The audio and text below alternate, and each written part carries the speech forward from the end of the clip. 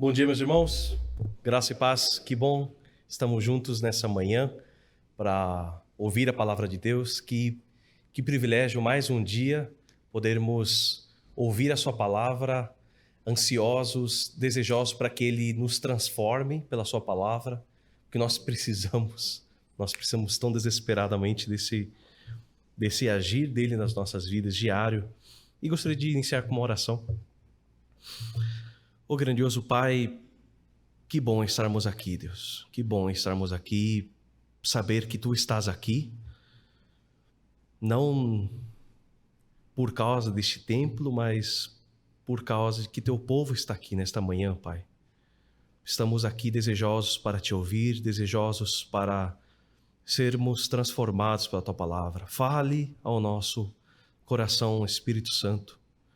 Transforme o nosso coração através da Tua palavra. Molde o nosso coração. Que possamos aplicar essas verdades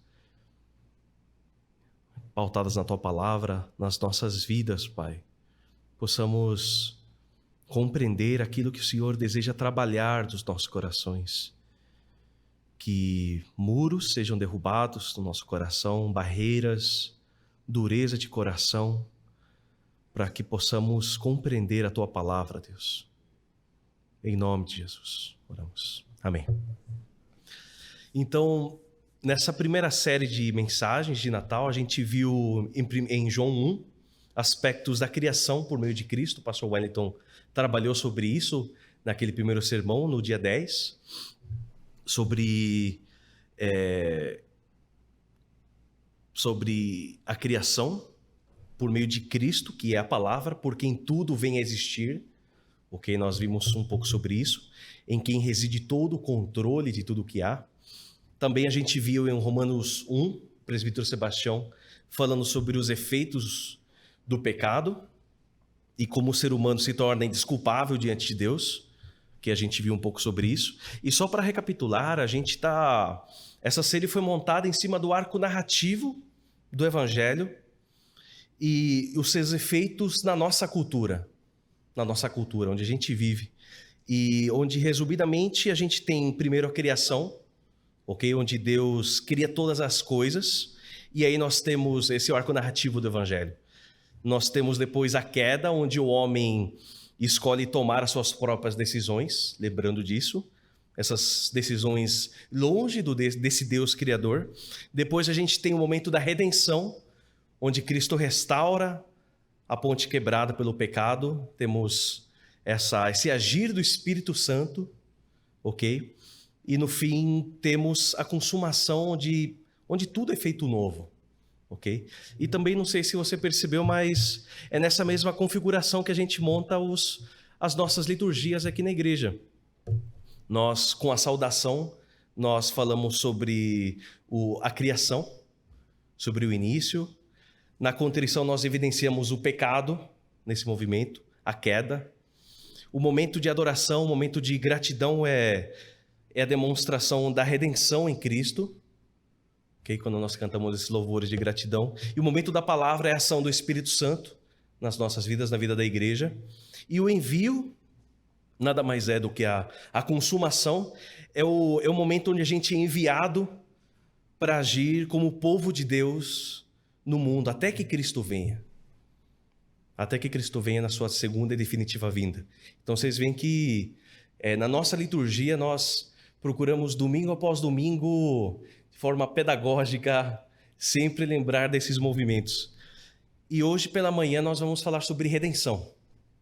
Sobre a redenção. E a ideia da redenção na minha mente parte do ponto de que a humanidade, depois da queda, ela estava escravizada e sem nenhuma perspectiva, ok?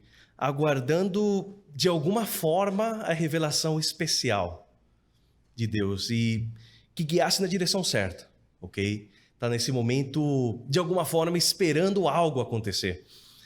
E talvez me faz lembrar toda essa ideia de redenção, dessa espera, desse sofrimento, me faz lembrar de uma vez quando eu era criança e me perdi no mercado. Me perdi por pouco tempo.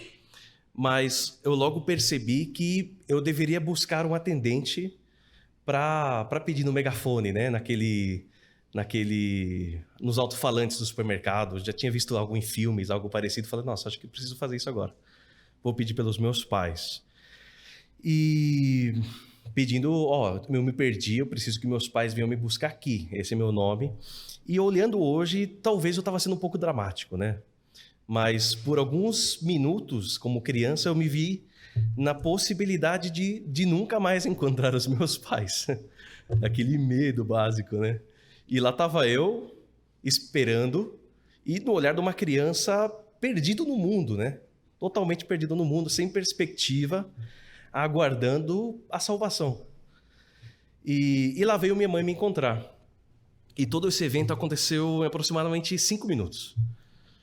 Mas eu havia sido encontrado pelo meu porto seguro naquele momento. Naqueles momentos de desesperança, fui encontrado. E a redenção tem essa característica. Antes da redenção chegar, existe um tempo de extremo desespero. Um tempo de extremo desespero. Somente é redimido aquele que está escravizado, ou em desespero, ou numa situação sem aparente solução. E essa é a nossa condição depois da queda. Se a gente lembra bem em Gênesis 1, Deus criou os céus e a terra. Gênesis 1:1. E Gênesis 1, 27 e 31 é onde Deus cria o homem e a mulher à sua imagem. E depois disse que tudo que havia criado era muito bom. Era muito bom. Tudo era muito bom. Tudo era feito à imagem de Deus. Feito para refletir a imagem de Deus. E aí em Gênesis 3, nós vemos toda a situação da queda. E mesmo em meio à queda, vemos um pouco de esperança, né? Quando Deus fala daquele que viria da descendência da mulher, no versículo 15. Mas a ideia é que existia um tempo onde não havia sofrimento. Existia um tempo onde não havia dor. Onde não haviam doenças, não havia morte. E depois da queda, tudo isso começa a acontecer com a gente. E não somente a nós, né? Mas toda a natureza sofre. Toda a natureza sofre. Somente essa semana, se você abrir o jornal, se você vê notícias, você vê nessas semanas terremotos que mataram milhares no Afeganistão, Marrocos, cidades destruídas por enchentes, por chuvas no nosso país. Um desabamento nessa semana deixou 80 feridos numa igreja em Minas. Incêndios florestais nessa mesma semana no Havaí matam quase centenas de pessoas. E isso somente nessa semana. Somente nessa semana.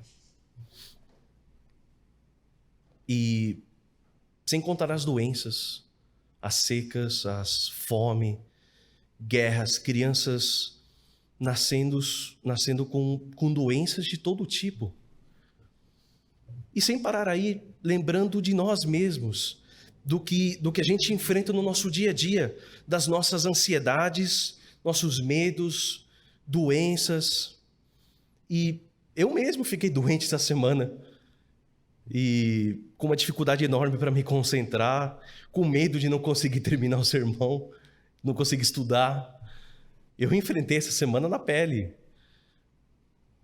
E pessoas que tenho aconselhado, que enfrentam tantas dificuldades no casamento, divórcios, traições, transtornos psicológicos, vícios, traumas. E sem parar por aí também, pensando ainda no que nós enfrentamos em relação à nossa vida diária com Deus, aqueles que desejam viver com Deus, as nossas inconstâncias, todos os nossos momentos que a gente se sente enfraquecido na fé, ou a gente deixa de confiar em Deus em tantos momentos, ou a gente cai em tentação, ou a gente não evidencia Deus na vida de outra pessoa, quando a gente dá mau testemunho. Quantas vezes nós não honramos a Deus no nosso coração de forma oculta? Nós somos tão suscetíveis a estresses, a mudanças, a medos, ao cansaço. E o nosso relacionamento com Deus quase sempre paga por isso. E a pergunta que fica em primeiro lugar na nossa mente geralmente é: como que a gente pode viver frente a todo esse sofrimento? Ou até mesmo a gente pode perguntar: será que existe um sentido para tudo isso, para todo esse sofrimento? Faz sentido? Tipo, tem um limite? E na Bíblia a gente encontra algumas respostas. E por isso eu te convido a abrir comigo em Romanos 8. Romanos 8, versículo 18. E vamos ler do versículo 18 ao 25. Romanos 8, 18 a 25.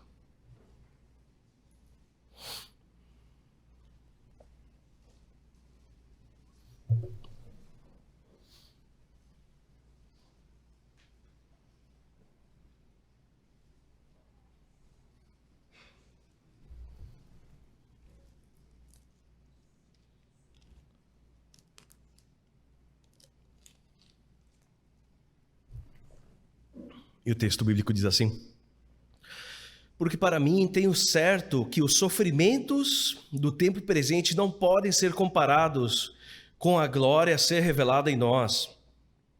A ardente expectativa da criação aguarda a revelação dos filhos de Deus, pois a criação está sujeita à vaidade, não voluntariamente, mas por causa daquele que a sujeitou, na esperança de que a própria criação será redimida do cativeiro da corrupção, para a liberdade da glória dos filhos de Deus. Porque sabemos que toda a criação a um só tempo geme e suporta angústias até agora, e não somente ela, mas também nós, que temos as primícias do Espírito. Igualmente gememos em nosso íntimo, aguardando a adoção de filhos, a redenção do nosso corpo. Porque na esperança fomos salvos. Ora, esperança que se vê não é esperança, pois o que alguém vê, como espera? Mas se esperamos o que não vemos, com paciência o aguardamos. Como viver frente ao sofrimento? Como viver frente ao sofrimento? E um primeiro passo, entendo que é olhar para o aspecto global do sofrimento. Um primeiro passo frente a uma vida em sofrimento é olharmos para o aspecto global do sofrimento. O versículo 18 nos leva em primeiro lugar a termos uma esperança escatológica. Isso é uma esperança presente, enraizada no tempo futuro, no reino vindouro.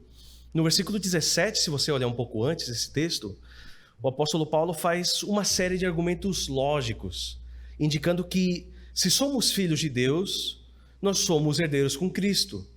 E se é verdade isso, e sofremos com Cristo, nós também seremos glorificados em Cristo.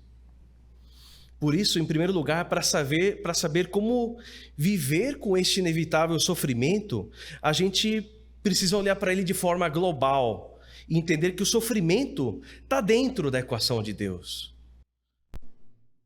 Ele está dentro da equação de Deus. Ele não acontece ao acaso, ele não acontece sem motivo.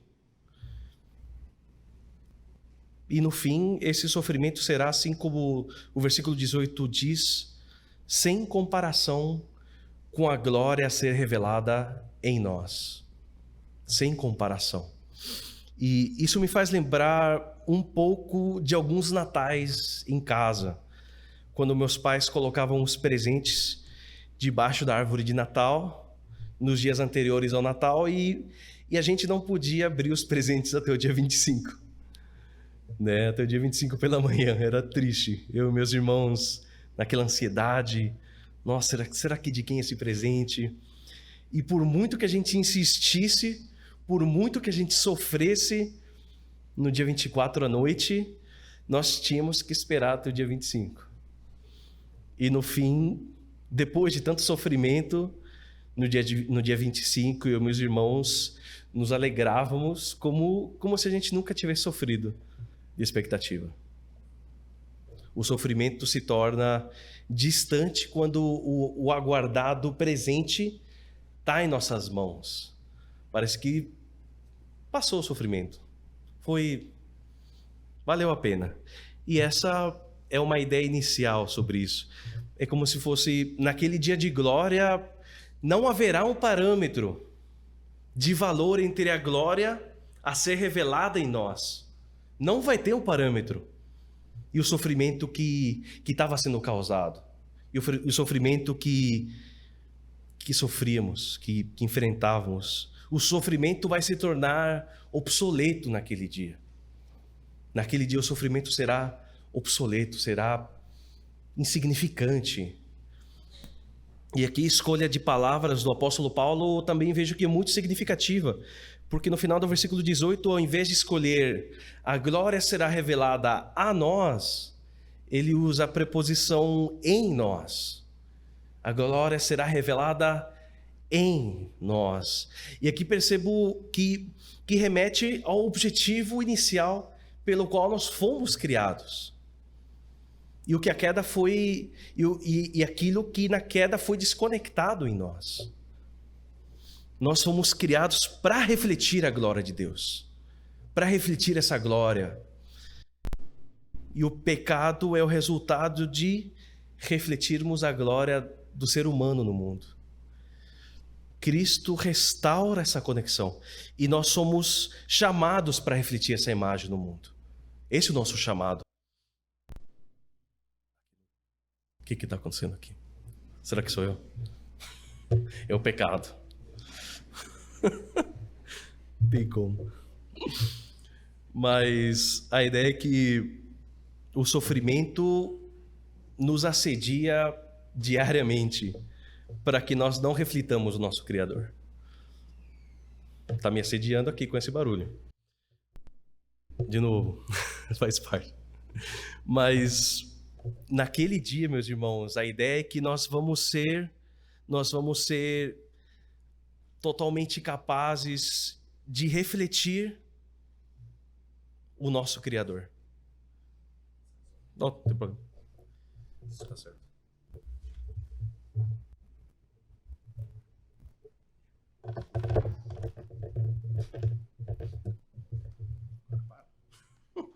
Obrigado, Juca. Obrigado. A gente naquele dia vai conseguir refletir a imagem de Deus como Ele inicialmente desejou. Naquele dia vai acontecer isso. Nós vamos refletir essa imagem plenamente. E a partir disso eu entendo que não é um convite para que nós ficamos desanimados esperando somente por aquele futuro dia. Como se fosse vivendo derrotados, esperando o dia da salvação, esperar Deus, me leva logo, por favor, enquanto eu fico aqui de boa, vou aguentar aqui caladinho no meu canto e vem me levar logo. Eu não consigo perceber que é assim. E a palavra de Deus tampouco nos direciona nesse caminhar. É como se fosse, enquanto esperamos por Ele, por aquele dia onde a sua glória será revelada gloriosamente, nós o revelamos ao mundo enquanto sofremos. Nós o revelamos ao mundo enquanto sofremos. Porque assim como a gente vê no versículo 19, a criação aguarda em expectativa por esse dia. E de novo, a gente vê como a natureza e a criação busca desesperadamente, uma e outra vez pelo Criador. E busca em tantos lugares sem conseguir encontrá-lo.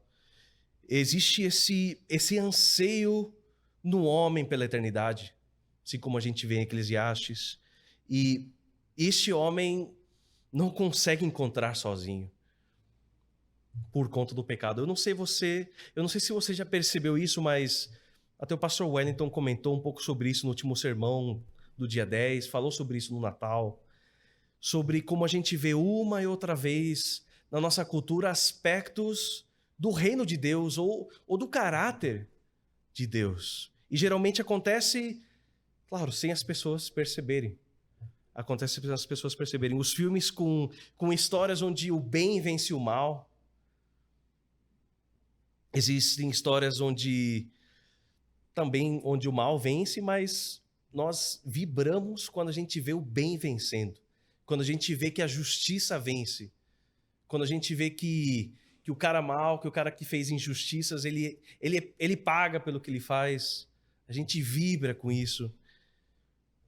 Outro exemplo que eu acho muito interessante, e não sei se esses dias eu estava refletindo sobre isso, é como que acabam as histórias de contos de fadas?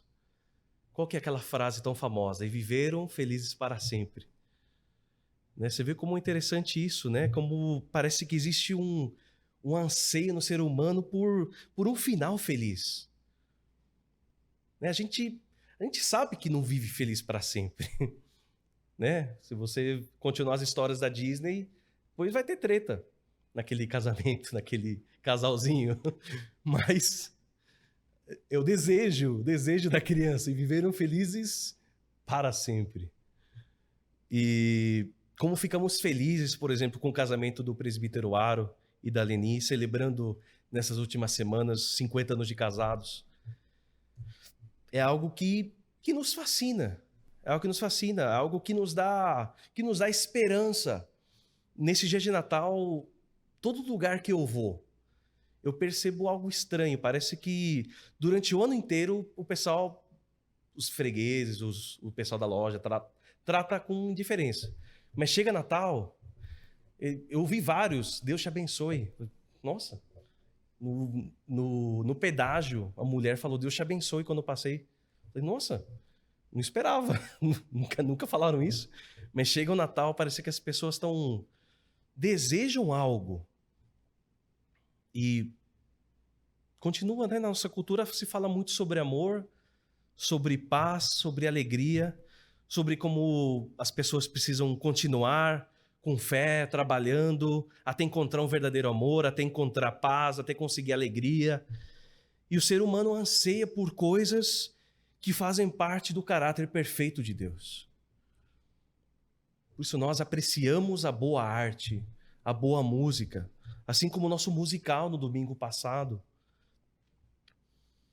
E até mesmo interessante ver como qualquer pessoa, em meio a uma profunda dor ou um momento desesperador, clama a Deus por socorro, ou culpa a Deus pelo sofrimento da sua dor.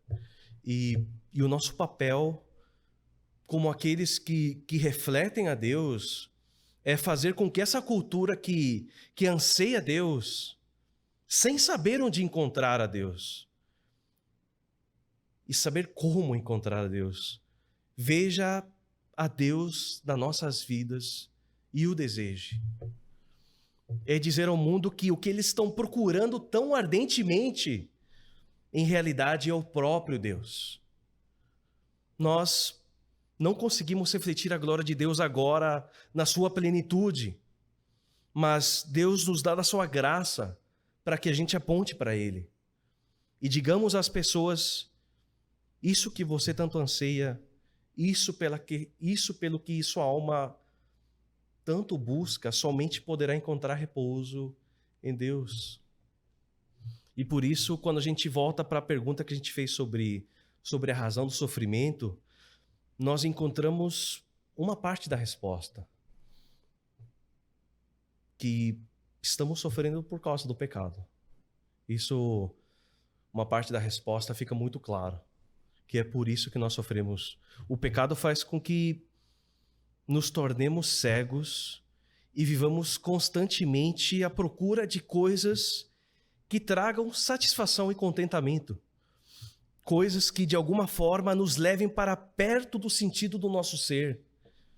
O pecado faz com que não desejemos a Deus. O pecado é como aquele desejo... Eu não sei se você já teve esse desejo, mas quando você abre a geladeira e você não está com fome, mas você está lá na frente e fala, nossa, que eu tô querendo alguma coisa, sabe? Você não sabe o que é, parece que coça lá dentro da sua alma, mas você não sabe como coçar. Isso que o pecado faz. Que está rindo aí? Mas não aconteceu com você, isso acontece comigo às vezes. E isso é o que o pecado faz com nós em relação a Deus.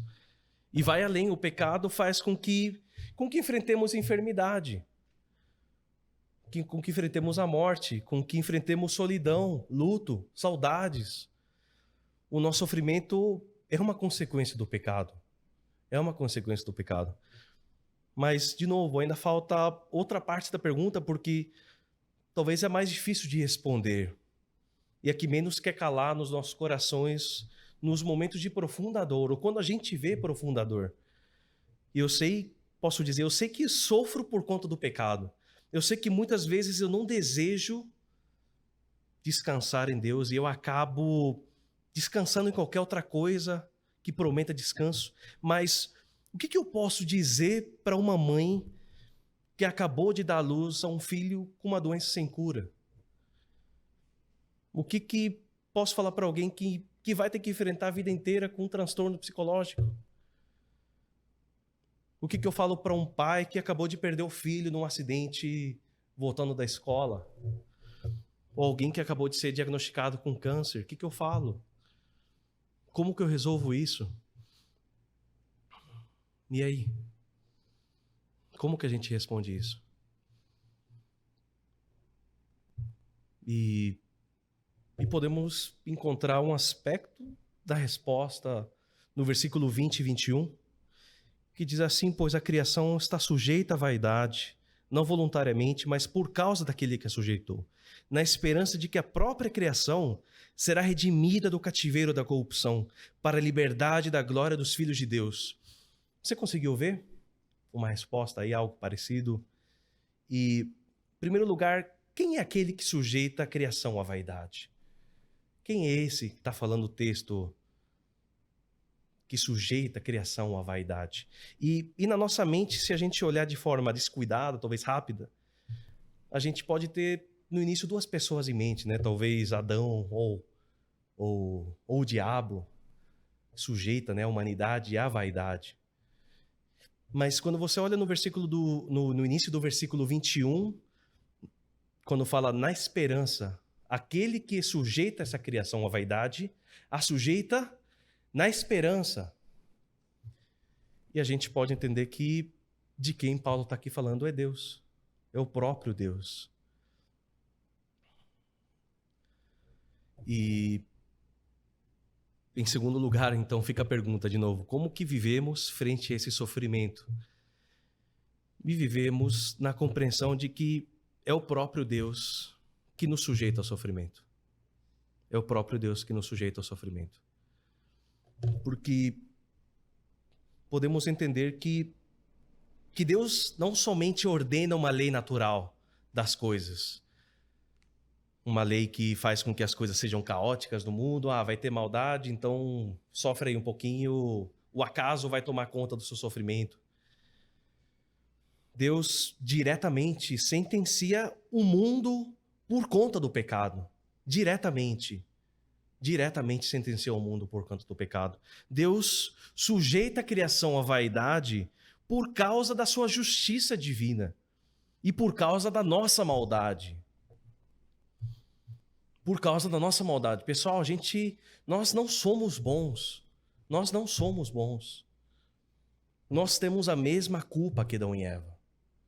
Nós não somos bons. Quem aqui consegue manter-se completamente constante no caminho de Deus? Totalmente, todos os dias, reto diante de Deus? Nós não somos bons. Nós erramos diariamente nas mesmas coisas que Adão e Eva erraram. Quando a gente deseja fazer as coisas do nosso jeito. Mas Deus sujeita a criação na esperança de que esta será redimida. E aqui finalmente vemos redenção. Redenção. E aqui tem uma ideia que eu vejo que John Piper trabalha de forma muito muito preciosa, em direção a uma resposta sobre a razão do pecado, a razão do sofrimento.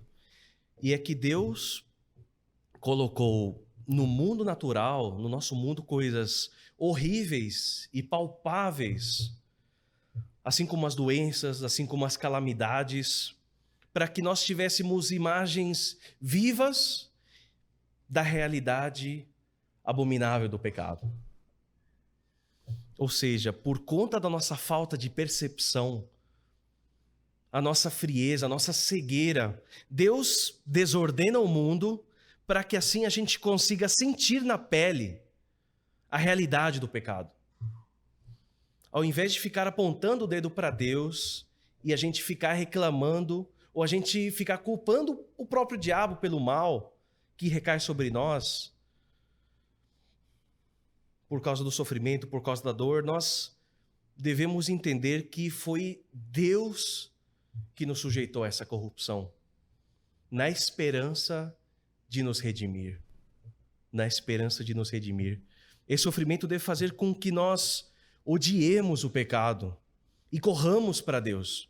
Todo esse sofrimento humano tem o propósito de revelar visivelmente a desgraça do nosso pecado oculto. E nós conseguimos ver isso de forma tão real sobre como o ser humano permanece cego frente ao seu pecado. Nós por nós mesmos, nós não conseguimos sentir ou perceber a nossa podridão. A gente não consegue sozinho. A gente não consegue sentir o quão corrupto a gente se torna. O quão pouco glorificamos a Deus no nosso dia a dia. Mas no momento em que Deus encosta um dedo na nossa vida financeira, na nossa saúde, na nossa família, nós conseguimos finalmente perceber algo, conseguimos perceber Deus de alguma forma. Isso faz com que a gente se volte para Deus. Porque é isso, frente ao seu sofrimento, frente às suas dificuldades, aquilo que mais te causa dor, aquilo que mais te causa aflição, ansiedade, desespero, eu quero que você lembre de algumas coisas na sua caminhada. Lembre que no início, tudo que Deus criou era bom. Tudo que Deus criou era bom, meus irmãos. Tudo refletia a glória de Deus. O ser humano, então, peca porque não deseja refletir a Deus. Tudo se corrompe, perde a habilidade de refletir a Deus. Fica como aquele espelho destilhaçado. E Deus condena o mundo, o sujeita à vaidade, na esperança da redenção. Deus envia o seu Filho Cristo para viver entre nós e morrer por nós, para nos trazer redenção, para nos trazer salvação, restauração. Deus envia o seu Filho para nos tornar filhos e herdeiros. E é Cristo quem traz significado a todo sofrimento. Por mais que pareça que o sofrimento pode ser, às vezes, desnecessário, exagerado, inútil, o que vai levar a isso? Todo sofrimento acontece na esperança de que o ser humano seja redimido. E mesmo nós, cristãos, participamos desse sofrimento. Nós, cristãos, participamos desse sofrimento, para que o caráter de Cristo seja gerado em nós. Nós que aguardamos a redenção do nosso corpo. Assim como a gente vê no versículo 23, nisso aguardamos, confiantes, esperançosos, assim como a mãe grávida na sala do parto, em sofrimento, mas um sofrimento que desemboca em vida, um sofrimento que gera vida. Mesmo enfrentando a morte, a nossa esperança gera vida. Por isso, em terceiro lugar, nós vivemos frente a esse sofrimento na esperança da redenção. Na esperança da redenção. E que maravilhosa redenção. Que maravilhosa redenção pela qual fomos alcançados em Cristo. Que maravilhosa redenção. Ele redime o pecador. Ele redime o sofredor. Ele redime uma cultura quebrada e manchada pelo pecado. Ele traz redenção a tudo que existe. Ele traz redenção a tudo que existe. Onde existem pessoas à procura de alegria em bares, em festas, no carnaval, nas luzes do Natal, nós entendemos que, na verdade, eles estão à procura de Deus. Mas elas estão cegas. Por isso que a gente precisa pregar este evangelho de redenção. Por isso que precisamos pregar esse evangelho de redenção. Para que eles vejam a Deus nas nossas vidas. Porque onde existem pessoas que procuram aconchego e paz em relacionamentos, em sexo desenfreado, vivendo em prol do trabalho, em prol do dinheiro, nós devemos olhar para isso e entender que, na verdade, eles estão à procura de Deus, mas eles estão cegas no seu próprio mal. E nós que fomos alcançados para refletir a imagem de Deus, devemos cumprir o nosso chamado e pregar o evangelho para que eles olhem para Deus e se rendam a Ele. Ao invés de ficar com medo e ficar criticando os homossexuais ou qualquer outro grupo que seja diferente ao nosso, nós devemos entender que essas pessoas que se entregam a estas e a outras práticas pecaminosas, a vícios, elas na verdade estão à procura de Deus, mas elas não sabem como encontrá-lo. São como cegos tentando tatear no escuro. Nós devemos ir e pregar. E não pregar o evangelho de prosperidade, da falta de sofrimento, da vida boa, da extrema alegria, da total constância na vida. Mas pregar o evangelho de sofrimento. O evangelho de sofrimento. Onde a gente pode ver claramente qual é a nossa posição de dependência diante de Deus. O evangelho de redenção, onde a gente vive experimentando o que há de vir do reino na nossa carne, que a cada dia se esvai. Um evangelho glorioso contido em vasos de barro, mas um dia serão transformados em vasos glorificados. Um evangelho que nos torna esperançosos, como aquele exemplo da mulher grávida prestes a dar à luz. Muitos podem argumentar que todo sofrimento é igual, mas quem trabalha em um hospital sabe que isso não é verdade. Eles sabem que quando você ouve um grito na maternidade, é diferente de um grito no setor de oncologia. O sofrimento da grávida que dá à luz é diferente do sofrimento do paciente com câncer. É diferente. Totalmente diferente. Um sofrimento gera vida e outro sofrimento gera morte. E essa é a diferença entre o sofrimento e o sofrimento nosso, como filhos de Deus, e aquele sofrimento daqueles que estão cegos em seus pecados. O nosso sofrimento, mesmo que nos leve à morte, ele gera vida. Ele gera vida. Vida eterna, sem precedentes. E o sofrimento daqueles que estão em pecado pode gerar em vida muita alegria, mas no final somente é capaz de gerar morte.